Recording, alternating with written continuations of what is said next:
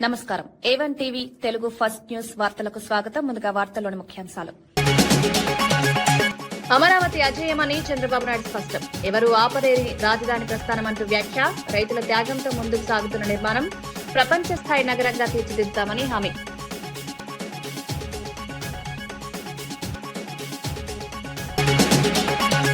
భూభారతి చట్టంతో రైతులకు భరోసా కల్పించామని మంత్రి పొంగులేటి. ధరణి రద్దుతో భూములపై హక్కులు భద్రంగా ఉన్నాయని వ్యాఖ్య.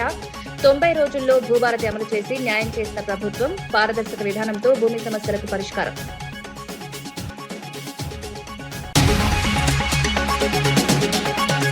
యూరియా ఫ్యాక్టరీ సమస్యలపై కేంద్రంపై బలరామనాయుడు ప్రశ్నలు. తరచూ ఉత్పత్తి నిలిపివేతతో రైతులకు ఇబ్బందులు. యూరియా కొరతతో రైతులు నష్టపోతున్నారని ఆందోళన. అన్ని రాష్ట్రాలను సమానంగా చూడాలని డిమాండ్.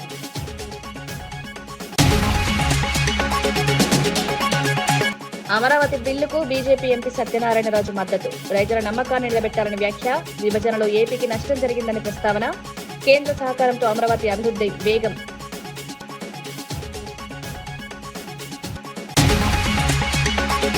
అమరావతి రాజధాని నిర్మాణంపై సీఎం చంద్రబాబు నాయుడు కీలక వ్యాఖ్యలు చేశారు. అమరావతిని ఎవరూ ఆపలేరని, ఇది అజేయమని స్పష్టం చేశారు. ఎన్నో ఆటంకాలను అధిగమించి అమరావతి ముందుకు సాగుతోందన్నారు. రాజధాని కోసం వేలాది మంది రైతులు భూములిచ్చారని గుర్తు చేశారు. వారి త్యాగం ఎప్పటికీ నిలిచిపోతుందన్నారు. పవిత్రమైన మట్టి, నీటితో ప్రారంభమైన ఈ ప్రస్థానాన్ని అడ్డుకునే ప్రయత్నాలు విఫలమయ్యాయన్నారు. త్వరలోనే ప్రపంచ స్థాయి నగరంగా అమరావతిని అభివృద్ధి చేస్తామని హామీ ఇచ్చారు. మూడు ముక్కలాట చాలా సులభం అనుకున్నారు. ఆ మూడు ముక్కలాటతోనే ఏమయ్యారో మీరే చూశారు. అలాంటి జరిగే పరిస్థితి వచ్చింది. ఇలాంటి పవిత్రమైన సందర్భంగా నాకు చాలా భావోద్వేగం ఉంది. మీకు ఒక నమ్మకం, ఇది ఒక రాజధాని అవుతుంది, మీ జీవితాల్లో మంచి కలుగుతుంది. అది కాకుండా మీరు ఇక్కడ రాజధానికి భూమి ఇచ్చిన వారు శాశ్వతంగా అవుతారనే మంచి పేరు కోసం ఒక నమ్మకంతో నాకు 29,000 మంది రైతులు 33,000 ఎకరాలు స్వచ్ఛందంగా 1% లిటిగేషన్ లేకుండా ఇచ్చారు. ఆ రోజు ఈరోజు నారాయణ గారు ఇక్కడే ఉన్నారు. చెప్తే మీ దగ్గరకు వచ్చి మాట్లాడి చేశారు. ఇది అమరావతి ఒక క్యాపిటల్ కాదు, ప్రజల ఆత్మ గౌరవానికి చిహ్నం. ఇక్కడే అమరలింగేశ్వరుడు కొలువు, ఇంకో పక్క ప్రసిద్ధ బౌద్ధ స్తూపం, కృష్ణమ్మ తల్లి, దుర్గమ్మ తల్లి. ఇంతమంది అండగా ఉంటే తాత్కాలిక ఇబ్బందులు వస్తాయి కానీ అమరావతికి ఎప్పటికీ అపజయం లేదు. ఇది చరిత్ర. ఆ రోజు కూడా నేను ఆలోచించాను, ఎక్కడ రాజధాని అయితే బాగుంటుందని ఆలోచించాం. నడి బొడ్డున ఒక పక్క దక్షిణ ఆంధ్రప్రదేశ్, ఉత్తర ఆంధ్రప్రదేశ్, రెండు మధ్యలో 12 పార్లమెంట్లు వస్తే రెండు మధ్యలో వచ్చిన పార్లమెంట్ 13వ పార్లమెంట్ ఇది. 33,000 ఎకరాల భూమి, 29 గ్రామాల రైతాంగం. ఆ రోజు ఈరోజు చూస్తున్నాను మీలో ఐకమత్యం. ఈరోజు మనం గెలిచామంటే ఆ ఐకమత్యమే కారణం. అలాంటి ఈ రైతాంగాన్ని, రైతు కూలీలను అభినందిస్తున్నా. 58 రోజుల్లో మొత్తం కలిసి 54,000 ఎకరాలు పూలు చేయగలిగాం. 2019 యామారాం, చీకటి రోజులు ప్రారంభమైనాయి. 3 రాజధానులు. ఇక్కడిని ప్రజావేదికతో విధ్వంసం ప్రారంభమైంది. మా ఆడబిడ్డలను చూశా. చరిత్రలో వీర వనితల గురించి చదువుకున్నాం కానీ ఒక రాణి రుద్రమదేవిని, ఇలాంటి వీర వనితల గురించి చదువుకున్నాం కానీ నిజమైన అమరావతి చరిత్రలో మీ ప్రతాపాన్ని చూపించారు, మీ పట్టుదల చూపించారు. నా జీవితంలో ఎప్పుడూ మర్చిపోలేను. ఎన్ని అవమానాలు పడ్డారు నేను చూశాను మిమ్మల్ని. ఆ రోజు నేను మా మిస్సెస్ వస్తే, భువనేశ్వర్ గారు వస్తే మీ యొక్క ఆవేదన చూసి, మీరు చేసిన త్యాగం చూసి ఉన్న పళంగా నాకు కూడా చెప్పలేదు, 2 గాజులుంటే తీసి మీ ఉద్యమానికి సంఘీభావంగా ఇచ్చారు. వారొక్కరే కాదు, చాలామంది ముందుకొచ్చారు. ఎక్కడెక్కడో ఉండే ఎన్ఆర్ఐస్ ముందుకొచ్చారు. ఆ రోజు చాలా అమరావతిని రాజధానిగా కొనసాగించే బిల్లుకు బీజేపీ ఎంపీ సత్యనారాయణ రాజు రాజ్యసభలో మద్దతు తెలిపారు. 2014లో జరిగిన విభజన వల్ల ఆంధ్రప్రదేశ్ తీవ్ర నష్టం చవిచూసిందని పేర్కొన్నారు. అమరావతి కోసం రైతులు 1000 ఎకరాల భూములిచ్చారని గుర్తు చేశారు. గత ప్రభుత్వం రైతుల నమ్మకాన్ని నిలబెట్టలేకపోయిందని విమర్శించారు. ప్రస్తుతం రాష్ట్రం అభివృద్ధి దిశగా ముందుకు సాగుతోందన్నారు. చంద్రబాబు, పవన్ కళ్యాణ్ నాయకత్వంతో పాటు కేంద్ర సహకారంతో అమరావతి నిర్మాణం వేగం పెరుగుతుందని వివరించారు. ఆంధ్రప్రదేశ్ రాష్ట్రం యొక్క ఏర్పాటుకు సంబంధించినటువంటి విషయాన్ని పరిశీలించినప్పుడు భారతదేశంలో సుమారు 15 రాష్ట్రాలతో ఏర్పడిన భారతదేశం తర్వాత 29 రాష్ట్రాలుగా ఆవిర్భవించినటువంటి విషయం మనందరికీ కూడా తెలిసింది. ఈ రాష్ట్రం ఏర్పడిన ప్రతి సందర్భంలోనూ రాష్ట్రం ఏర్పడేటటువంటి పరిస్థితికి ఆయా కేంద్ర ప్రభుత్వాలు తీసుకున్నటువంటి నిర్ణయం కారణంగా ఆ రాష్ట్ర ప్రభుత్వాలు పడినటువంటి ఇబ్బందులు గడిచిన 70 సంవత్సరాల కాలంలో మనం చూస్తూ వచ్చాం.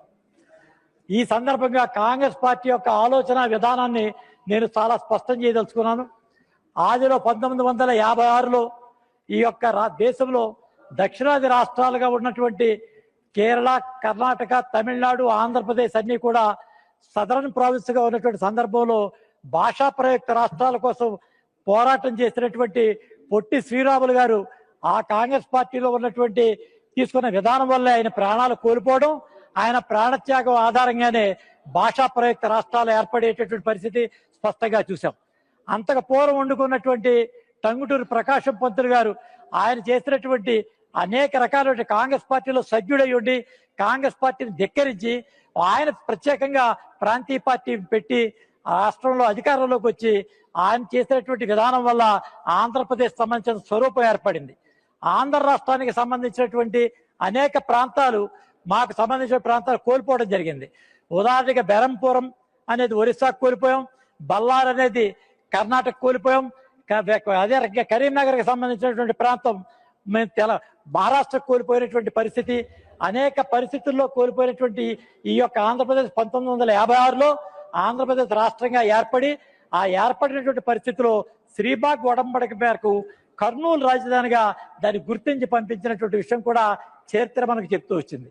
56 తర్వాత జరిగినటువంటి విషయంలో మరి తెలుగు మాట్లాడేటటువంటి అన్ని ప్రాంతాలు ఒకటిగా ఉండాలనేటువంటి భాషా ప్రయుక్త ఆలోచన విధంగా తెలంగాణలో ఉన్నటువంటి బూర్గుల రామకృష్ణారావు గారి యొక్క అభ్యర్థన మేరకు ఆనాడు హైదరాబాద్ లో ఉన్నటువంటి నిజాం పాలనని అంతమొందిస్తూ వారి యొక్క ఆస్తులను దఖలపరిచే కోసం ప్రత్యేకమైనటువంటి నిర్ణయంతో హైదరాబాద్ ని ఆంధ్రప్రదేశ్ రాష్ట్రంగా దాన్ని కలిపి హైదరాబాద్ రాజధానిగా దాన్ని ఏర్పాటు చేసేటువంటి విషయం కూడా మనందరికి కూడా తెలిసినటువంటి విషయమే. అయితే సమస్య విషయం అంతా కూడా పరిశీలించిన తర్వాత చాలా స్పష్టంగా మనకు తేలినటువంటి విషయం ఏంటంటే రాష్ట్రాల యొక్క ఏర్పాటులో కేంద్రం సరైనటువంటి నిర్ణయం తీసుకునే కారణంగా ఆ రాష్ట్రాలు పడేటటువంటి అతి పెద్ద ఇబ్బందే ఇవాళ ఆంధ్రప్రదేశ్ ఏర్పడింది అనేటువంటి విషయాన్ని ఈ వేదిక ద్వారా చాలా స్పష్టం చేస్తా ఉన్నాను. కారణం ఏంటంటే అనాలోచిత నిర్ణయం వల్ల 2014లో కేవలం ఒక ప్రాంతీయ బీఆర్ఎస్ అనేటువంటి ఆవేళ మరి తెలంగాణ రాష్ట్ర సమితి నాయకుడు విద్వేషాలు రెచ్చగొట్టి తెలంగాణల మధ్య అనేక రకాలైనటువంటి ఇబ్బందులు పెట్టి కేంద్ర ప్రభుత్వం ద్వారా అప్పుడు ఉన్నటువంటి కాంగ్రెస్ ప్రభుత్వం ఈ యొక్క రాష్ట్రాలను 2 కూడా ఏర్పాటు చేసేటువంటి సందర్భంలో స్పష్టత లేనటువంటి కారణంగా కేవలం ఎన్నికలే లక్ష్యంగా 2014కు తీసుకున్నటువంటి నిర్ణయం మేరకి ఈ రకమైన నష్టం జరిగింది. దురదృష్టం ఏంటంటే ఆనాడు ఉన్నటువంటి రాజకీయ పార్టీలు కేవలం రాష్ట్రం విడివడాలని ఒకటి, విడకూడదనేటటువంటి 2 ఆలోచనలతో ఉన్నారు తప్ప విడితే మాకేమి కావాలి అనేటటువంటి ఆలోచన కానీ ఇది ఎట్టి పరిస్థితుల్లోనూ విడిపోదనేటటువంటి ఒక నమ్మకంతో ఉన్న కారణంగా ఆంధ్రప్రదేశ్ రాష్ట్రం యొక్క భవిష్యత్తు అగమ్య గోచరంగా తయారై ఇవాళ ఈ రకమైనటువంటి స్థితికి వచ్చిందని చెప్పి మీ ద్వారా తెలియజేస్తారు సార్.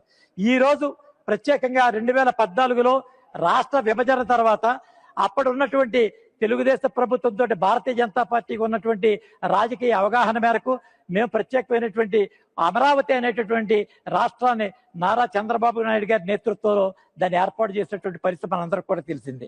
అయితే ఆర్టికల్ 3 ప్రకారం కేంద్రం తన యొక్క విచక్షణాధికారం కింద తమిళ వెట్రికలగం అధినేత దళపతి విజయ్ రాజకీయాల్లో కీలక అడుగు వేశారు. తిరుచిరాపల్లి తూర్పు నియోజకవర్గం నుంచి అభ్యర్థిగా నామినేషన్ దాఖలు చేశారు. భారీ ర్యాలీతో వచ్చిన ఆయన రిటర్నింగ్ అధికారికి పత్రాలు సమర్పించారు. విజయ్ రాకతో తిరుచిరాపల్లిలో పండుగ వాతావరణం నెలకొంది. అభిమానులు, పార్టీ కార్యకర్తలు పెద్ద సంఖ్యలో పాల్గొన్నారు. రాజకీయాల్లోకి వచ్చిన తర్వాత విజయ్ వేస్తున్న తొలి అడుగు కావడంతో తమిళనాట ఆసక్తి నెలకొంది.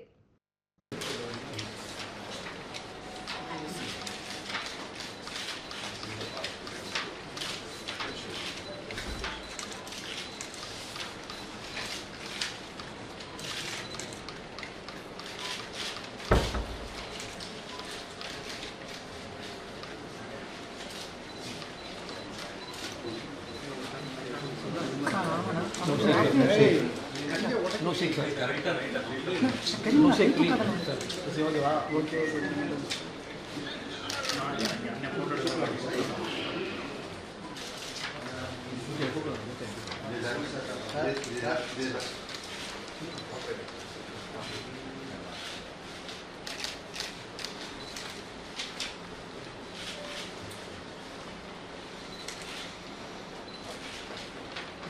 No, phone यार no phone तो ये ना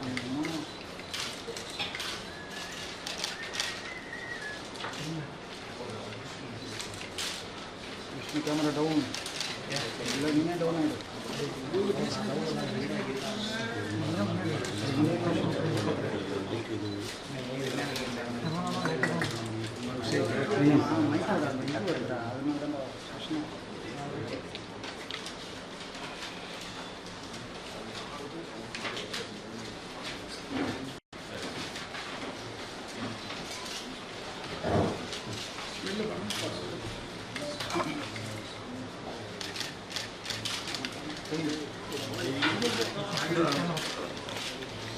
No shake यार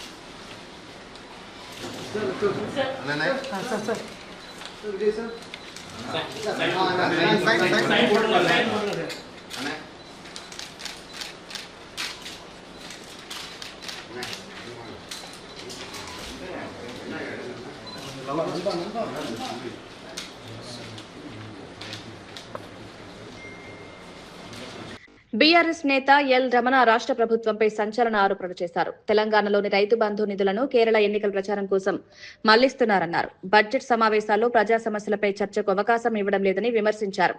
రాష్ట్రంలో చేనేత రంగం సంక్షోభంలో ఉందన్నారు. టెస్కో ఆర్డర్లు రద్దు చేయడంతో కార్మికులు తీవ్ర ఇబ్బందులు పడుతున్నారని, ప్రభుత్వం వెంటనే స్పందించి బకాయిలు విడుదల చేయాలని డిమాండ్ చేశారు. నిర్వహించాలి గనక అంతవరకే నిర్వహిస్తామనేటువంటి భావన ఈరోజు కాంగ్రెస్ పార్టీలో కనబడుతున్నది. ఇది ప్రజాస్వామ్యానికి మంచిదిగా అని చెప్పని కూడా మనవి చేస్తూ, తీసుకున్నటువంటి ప్రధాన అంశాలలో వ్యవసాయ పరంగా పెద్దలు కేసీఆర్ గారు ప్రవేశపెట్టినటువంటి రైతు బంధు ఈ 28 నెలల కాంగ్రెస్ పాలనలో దాదాపు 6 సార్లు ఇవ్వాల్సిన అవసరం ఉండే. కేవలం 3 సార్లు మాత్రమే ఇచ్చి పెంచుతానడానికి అనుగుణంగా రైతు బంధు పెంచకుండా 3 దఫాలు ఎగ్గొట్టినటువంటి కాంగ్రెస్ ప్రభుత్వం ఇక్కడ వేసినటువంటి రైతాంగ దూరం సరిపోతుందని చెప్పని ఇతర రాష్ట్రాల్లోకి ప్రచారంకి వెళ్తారు. తెలంగాణలో మేమేదో పొడిచినాం, ఈడ మేమేదో మంచి చేసినాం అనే విధంగా. అంటే ఈ విధంగా కాంగ్రెస్ ప్రభుత్వ పరిపాలన చేస్తూ ఇక్కడ నిధులను వివిధ రాష్ట్రాల్లో జరుగుతున్నటువంటి ఎన్నికలలో పెద్ద ఎత్తున ప్రచారానికి పబ్లిసిటీ ఖర్చులు కోట్లాది రూపాయలు ఖర్చు పెడుతున్న విషయం, ఇది తెలంగాణ రాష్ట్ర ప్రజల యొక్క పన్నులనే విషయం కూడా అర్థం చేసుకోవాలా. ఈ విధంతో పాటు నేడు ఎదుర్కొంటున్నటువంటి ప్రధాన సమస్యలు మేము వాటితో పాటు కొన్నిటిని వివిధ రూపకాలలో అటు ప్రశ్నల రూపకంగా కానీ, స్పెషల్ మెన్షన్లో కానీ, అదేవిధంగా పిటిషన్ రూపకంగా కానీ మాకు వచ్చినటువంటి విజ్ఞాపనలను ఇవ్వాలని మేము ప్రయత్నిస్తే వాటి ఏవిటికి కూడా అవకాశం ఇవ్వకుండా, అంటే ప్రస్తావించే అవకాశం ఇవ్వనటువంటి పరిస్థితి శాసనసభలో శాసన మండలిలో స్పష్టంగా కనబడే. ఉదాహరణకు కొన్ని విషయాలు చూసినప్పుడు రాష్ట్రంలో ఉన్నటువంటి విద్యార్థులు ఆ సమస్య పట్ల అవగాహన ఉన్నటువంటి అనుభవజ్ఞులైన వాణిదేవి గారు చెప్తారు. భద్రాచలం ప్రాంతంలో గోదావరి వరద ముప్పుపై ఎంపీ పోరిక బలరాం నాయక్ ఆందోళన వ్యక్తం చేశారు. గోదావరి నీటి మట్టం 46 మీటర్లకు చేరితే 2 లక్షల మందికి పైగా ప్రజలు ప్రమాదంలో పడే పరిస్థితి ఉందన్నారు. పోలవరం ప్రాజెక్టు నిర్మాణానికి ముందుగా భద్రాచలం వద్ద కరకట్ట నిర్మించాలని కేంద్రాన్ని కోరారు. ప్రజల ప్రాణరక్షణకు ప్రాధాన్యత ఇవ్వాల్సిన అవసరం ఉందన్నారు. వరదల సమయంలో తరచూ ఎదురయ్యే సమస్యలను శాశ్వతంగా పరిష్కరించాలన్నారు. वहाँ पे गोदावरी है साहब 46 अगर मीटर अगर पानी आए तो 2 लाख आदमी मर जाते साहब, 2 लाख। उसको करकट्टा बोल के बनाने के बाद ही वहाँ पोलावरम बनाना चाहिए साहब, नहीं तो हमारा भद्राचलम का टेम्पल पूरा भी डूब जाता साहब। भद्राचलम ऐसा टेम्पल है साहब, राम ने खुद लक्ष्मण से खुद आके जो टेम्पल बनाया तो उनको आके पैसे देके तानिशा को पैसे दिया सो टेम्पल है साहब भद्राचलम। उस वास्ते 2 लाख पब्लिक के वास्ते देखिए साहब, मेहरबानी करके 2 लाख पब्लिक मर जाएंगे साहब अगर वो करकटा अभी दुबकाला है साहब समर। हाँ बोलिए अमन जी, बोलिए। आफ्टर समर के बाद में साहब बरसात आए तो 2-3 लाख आदमी अनएक्सपेक्टेडली मर जाएंगे साहब, जरा मेहरबानी करके। क्या साहब मांग बोलो आप, तो मांग क्या है आपकी? करकट्टा साहब, करकट्टा बोले तो उसको बैग में करकट्टा बोल के तालाब है साहब, उसको बैग में करकट्टा बनाना चाहिए साहब। अगर नहीं बनाए तो ऐसा अगर रात का रात पानी आया वो गोदावरी का पानी आया तो पूरे 2 लाख आदमी मर जाते साहब। तो तेलंगाना सरकार से करकट्टा 5 करोड़ रुपए से ऑलरेडी हम एस्टिमेशन भेजे साहब, वो ऐसी पेंडिंग में है साहब, उसको बनाना चाहिए। ధరణి వ్యవస్థను రద్దు చేసి ప్రజలకు న్యాయం చేసే దిశగా భూభారతి చట్టాన్ని తీసుకొచ్చినట్లు మంత్రి పొంగులేటి శ్రీనివాసరెడ్డి తెలిపారు. ఎన్నికల హామీ మేరకు ఈ చట్టాన్ని అమలు చేసి రైతులకు భూములపై భద్రత కల్పించామన్నారు. చట్టానికి సంబంధించిన విధి విధానాలను 90 రోజుల్లో రూపొందించి అమలు చేశామని వివరించారు. గతంలో ధరణి వల్ల ఎదురైన సమస్యలను పరిష్కరించేందుకు ఈ కొత్త వ్యవస్థ ఉపయోగపడుతుందన్నారు. భూములున్న వారికి హక్కుల భరోసా కల్పించడంతో పాటు పారదర్శక విధానం అమలు చేస్తున్నామని తెలిపారు. భరోసా భద్రత కల్పించే విధంగా ఆ చట్టాన్ని ఏర్పాటు చేసుకున్నాం. ఆ చట్టంలో ఒక అంశాన్ని పెట్టాం, ప్రతి మనిషికి ఆధార్ ఎలా ఉంటుందో ప్రతి సర్వే నెంబర్ కి భూధారిస్తామని చెప్పాం. అన్న మాట ప్రకారం రెవెన్యూ శాఖలో అనేక ప్రక్షాళన చేశాం. సుమారు 10,572 రెవెన్యూ గ్రామాలకి విఐఎల్ని ఏర్పాటు చేసుకున్నాం. దాంతో పాటుగా సర్వే వ్యవస్థను కూడా మరింత బలోపేతం చేయాలి అని లైసెన్స్డ్ సర్వేలని సుమారు 5,300 మందిని 2 విడతల్లో సుమారు 6 నెలలు వాళ్ళకి ట్రైనింగ్ ఇచ్చి వాళ్ళను కూడా ప్రతి మండలంలో 4 నుంచి 6, 7 ఉండే విధంగా లైసెన్స్డ్ సర్వేలు కూడా ఏర్పాటు చేసుకున్నాం. పురాతన కాలం నాటి చైన్లు, కానిస్టేబుల్ ఇంకా టేబుల్లో పద్ధతిలో కాకుండా సర్వేని కొత్త టెక్నాలజీతో రోవర్లనే కొత్త యంత్రాలతో ఈజీగా ఇంచి కూడా తేడా రాకుండా ఉండే విధంగా ఆ రోవర్లని ఇప్పటికే 411 కొన్నాం. 2వ విడతలో ఇంకా 400 కొనబోతున్నాం. రమారమి ప్రతి మండలానికి ప్రతి జిల్లాలో కూడా స్పేర్ గా ఈ రోవర్లనే యంత్రాలని అందుబాటులోకి తీసుకొచ్చాం. అంతేకాదు ఈ రోజు నుంచి రాష్ట్ర వ్యాప్తంగా 5 జిల్లాలలో 5 మండలాలని పైలట్ మండలాలుగా తీసుకున్నాం. దాంట్లో భాగమే ఈనాడు ఈ మండలంలోని ఈ రంగారెడ్డి జిల్లాలోని ఆమనగల్ మండలంలో ఇప్పుడు మనం ఉన్నాం. ఏవైతే భూములు రిజిస్ట్రేషన్లు జరిగేటప్పుడు భూదారు నెంబర్ ఏదైతే ఇస్తామని చెప్పామో ఈ భూదారుని ఇచ్చేటప్పుడు రిజిస్ట్రేషన్ జరిగేటప్పుడు సరిహద్దులతో కొలతలతో కూడిన మ్యాప్ను కూడా ఆ రిజిస్ట్రేషన్ డాక్యుమెంట్ లో తీసుకొచ్చే కార్యక్రమాన్ని ఈ పద్ధతిలో చేర్చాం. అంటే ఒక ఆసామి అమ్ముకొని ఒక రైతన్న కొనుక్కునేటప్పుడే చాలా స్పష్టంగా ఆ భూమి సరిహద్దులు ఆ పాస్బుక్ లోనో ఆ డాక్యుమెంట్ లోనో స్పష్టంగా మ్యాప్ తో సహా రిజిస్ట్రేషన్ టైంలోనే దాన్ని కొలిచి ఆ అమ్ముకున్న రైతు దగ్గర. తెలంగాణలో ప్రజాపాలన గ్రామ సభలు జరుగుతున్న సమయంలో Amangal Bhubharati portal pilot project ప్రారంభం సంతోషకరమని ఎమ్మెల్యే కసిరెడ్డి నారాయణ రెడ్డి తెలిపారు. ధరణి వ్యవస్థ వల్ల వచ్చిన భూమి సమస్యలను పరిష్కరించడమే ఈ ప్రాజెక్టు లక్ష్యమన్నారు. రైతులకు న్యాయం చేయడంలో ఇది కీలక పాత్ర పోషిస్తుందన్నారు. పైలట్ ప్రాజెక్టు విజయవంతమైతే రాష్ట్ర వ్యాప్తంగా అమలు చేస్తామని ప్రభుత్వం తెలిపిందన్నారు. ఆమన్గల్ నుంచి పైలట్ ప్రాజెక్ట్ కింద తీసుకోవడం సంతోషం. దీనికి గౌరవ మంత్రివర్యులు పెద్దలు శ్రీనివాస్ రెడ్డి గారు ముఖ్య అతిథిగా, మరి వారి శాఖ ఈరోజు తెలంగాణ వ్యాప్తంగా అంటే అందరికీ ఉపయోగపడేటువంటిది ఈ కార్యక్రమానికి వచ్చినందుకు వారికి ధన్యవాదాలు తెలియజేస్తూ, అదేవిధంగా ఇక్కడికి విచ్చేసినటువంటి సెక్రటరీ రెవెన్యూ లోకేష్ గారికి, అదేవిధంగా అడిషనల్ కలెక్టర్ చంద్రారెడ్డి గారికి, మిత్రులు బాలాసింగ్ గారికి, అదేవిధంగా మున్సిపల్ చైర్పర్సన్ పచ్చెనాయక్ గారికి, ఈ వార్డు మెంబర్ అయినటువంటి అనితా శ్రీనివాస్ రెడ్డి గారికి, ఇక్కడికి విచ్చేసినటువంటి మున్సిపల్ చైర్మన్ గారికి, అదేవిధంగా ఎంఆర్ఓ గారికి, ఆర్డీఓ గారికి, అన్ని డిపార్ట్మెంట్స్కి చెందినటువంటి అధికారులకు, మా మండల party presidents, block Congress president, అదేవిధంగా ఇక్కడికి విచ్చేసినటువంటి నాయకులకు, అక్క చెల్లెళ్లకు, అన్నదమ్ముళ్లకు అందరికీ నా హృదయపూర్వక నమస్కారాలు తెలియజేస్తా ఉన్నాను. చాలా సంతోషం. గత ప్రభుత్వం దాదాపుగా 10 సంవత్సరాలు, అందులో భాగంగా ధరణిలో భూముల బాధలు ఉన్నాయి, ఆ బాధలను తగ్గిస్తాం, అందరికీ న్యాయం చేస్తామని చెప్పేసి ధరణి తీసుకొచ్చి మరి ఇంకా ఎక్కువ సమస్యలు తీసుకొచ్చినటువంటి సందర్భం. కాంగ్రెస్ ప్రభుత్వం వస్తే రైతులకు ముఖ్యంగా ఈ భూమి బాధలు కూడా పోయే విధంగా తీసుకొస్తామని చెప్పేసి కాంగ్రెస్ ప్రభుత్వం చెప్పినటువంటిది. ఆ రోజు ఈ ఆమన్గల్కి వచ్చినది పైలట్ ప్రాజెక్టు కింద మన ఆమన్గల్ను రంగారెడ్డి జిల్లా నుంచి ఎన్నుకున్నందుకు గౌరవ మంత్రి గారికి, అదేవిధంగా ప్రభుత్వానికి ధన్యవాదాలు తెలియజేసుకుంటూ, మరి ఇక్కడ ఉన్నటువంటి సమస్యల గురించి చాలా మంది రైతులు అధికారుల చుట్టూ కానీ ఆఫీసుల చుట్టూ తిరిగినటువంటి సందర్భం, అవన్నీ పోవడానికి ఈరోజు మన ఆమన్గల్కి వచ్చినది. దీని ద్వారా ఎంత బాగా ఇక్కడ సక్సెస్ అయితే. రామగుండంలోని యూరియా ఫ్యాక్టరీపై పోరిక బలరాం నాయక్ ఆందోళన వ్యక్తం చేశారు. 10 సంవత్సరాలుగా అందుబాటులో ఉన్నప్పటికీ తరచూ ఉత్పత్తి నిలిపివేస్తున్నారన్నారు. ప్రతి ఏడాది 6 నుంచి 12 సార్లు సమస్యలు తలెత్తడం రైతులకు ఇబ్బందులు కలిగిస్తోందన్నారు. యూరియా కొరత వల్ల లక్షలాది మంది రైతులు నష్టపోతున్నారని పేర్కొన్నారు. కేంద్ర ప్రభుత్వం అన్ని రాష్ట్రాలను సమానంగా చూడాల్సిన బాధ్యత ఉందన్నారు. కాంగ్రెస్ పాలిత రాష్ట్రాలపై వివక్ష చూపడం సరైంది కాదని స్పష్టం చేశారు.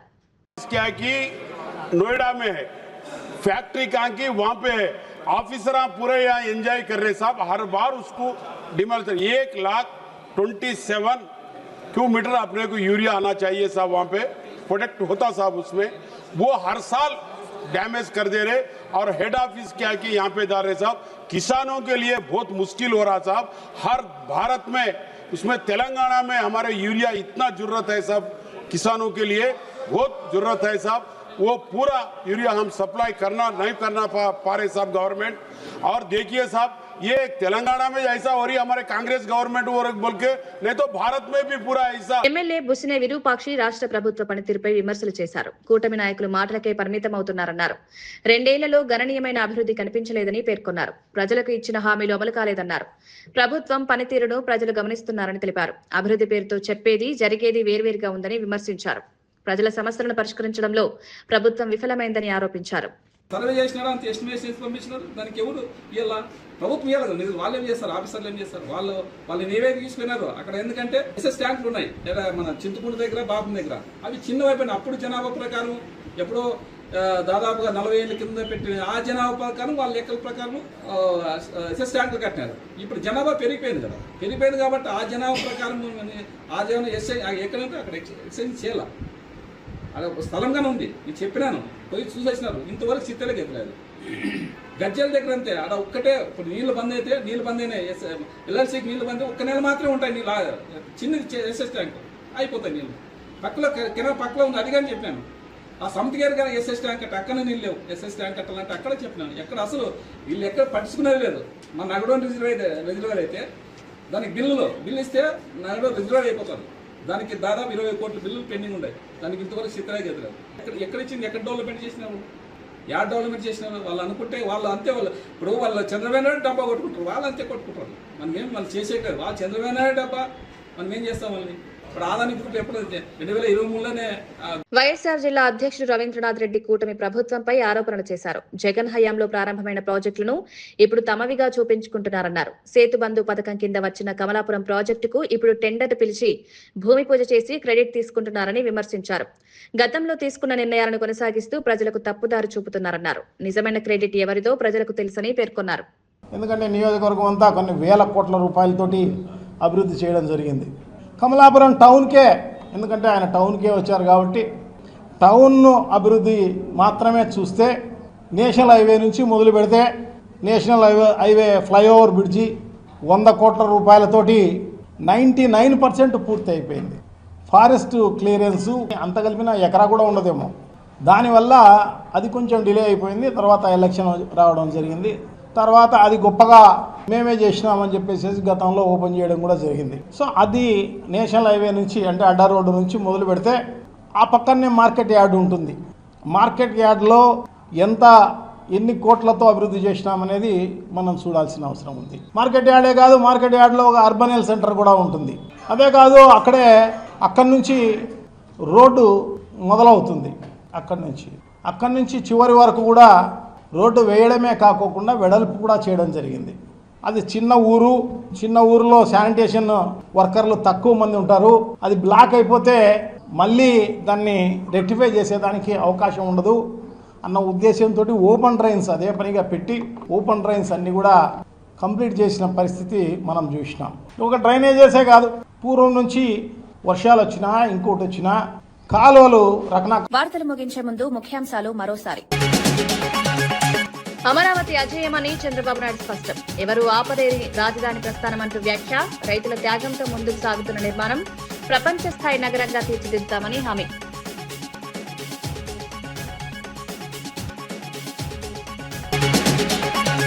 భూభారతి చట్టంతో రైతులకు భరోసా కల్పించామని మంత్రి పొంగులేటి.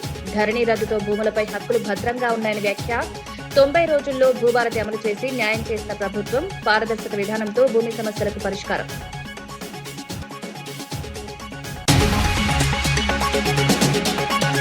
యూరియా ఫ్యాక్టరీ సమస్యలపై కేంద్రంపై బలరామనాయుడు ప్రశ్నలు. తరచూ ఉత్పత్తి నిలిపివేతతో రైతులకు ఇబ్బందులు. యూరియా కొరతతో రైతులు నష్టపోతున్నారని ఆందోళన. అన్ని రాష్ట్రాలను సమానంగా చూడాలని డిమాండ్.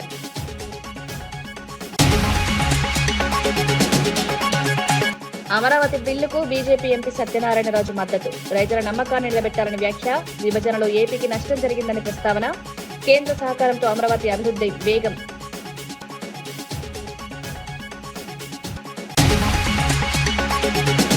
ఇవి ఈనాటి వార్తా విశేషాలు. మరో బులెటిన్లో మళ్ళీ కలుద్దాం. నమస్కారం.